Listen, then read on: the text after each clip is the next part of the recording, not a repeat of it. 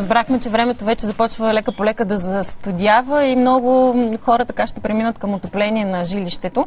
И с застудяването на времето, освен вълната от грипни заболявания, се активират и най-омразните битови насекоми, като хлебарки, бълхи и плъхове. Освен, че са неприятни и предизвикват отвращение, много често и неистов страх, особено при нас, жените, те са и разпространители на куп зарази. Гост по темата в студиото е Петър Цветков, който е епидемиолог и собственик на фирма за борба с вредители. Добро утро ви казваме. Здравейте.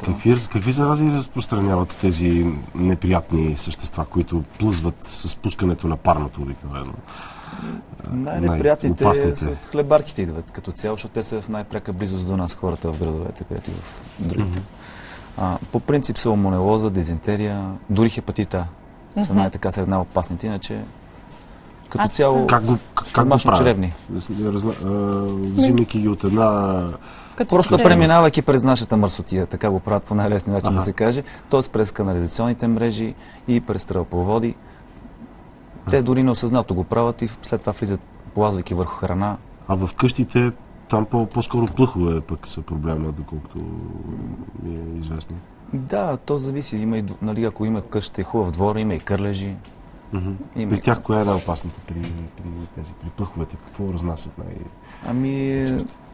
значи, тъй като цяло лептоспирозата така е най-плашеща, тъй като тя чрез урината си може да разпространят в храната на други животни, хора и така нататък. Да. Аз се сещам за едно изследване, според което ако някой ден така хипотетично планетата се взриви от ядрен взрив, то хлебарките ще са единствените оцелели. Много трудно се унищожават хлебарките. То със сигурност някои хлебарки ще умрат, но като цяло развиват резистенция много лесно и това са имали предвид най-вероятно учите. Да.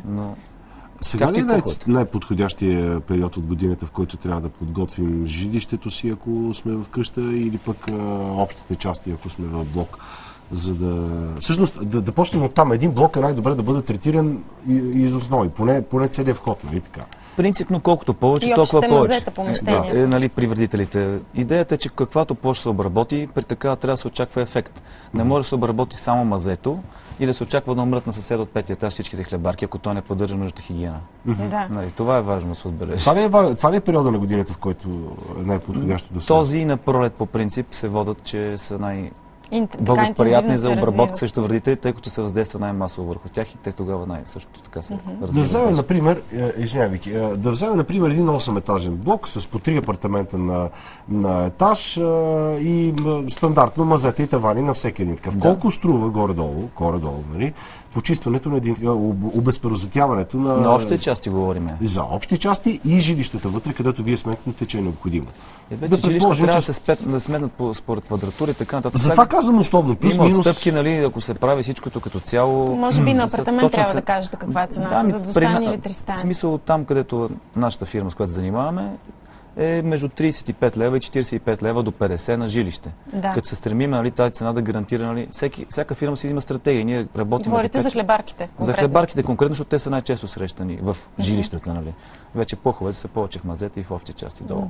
35-40, това е на апартамент, като включва и общите 35 части. Да го кажем, цените варират, нали, горна и долна граница. Като за тези пари, освен че ще обезпаразитите жилището. Едно жилище се прави по принцип.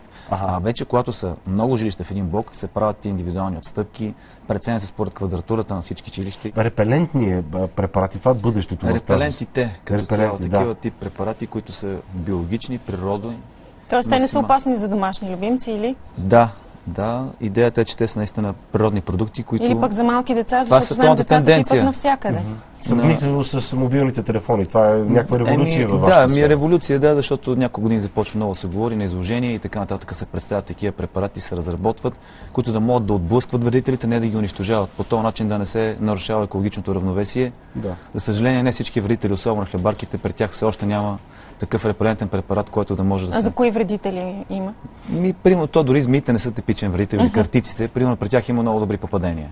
При картици и змии. Накратко да ни кажете за дървениците и за другите мравките и другите вредители, с които така се сблъскаме в дома си. Накратко, как се бориме с тях? Има ли адекватна защита? Значи, щом имам фирма за това, значи наистина има адекватна защита. Стремиме се да е така. Въпросът е кой прилага практиките.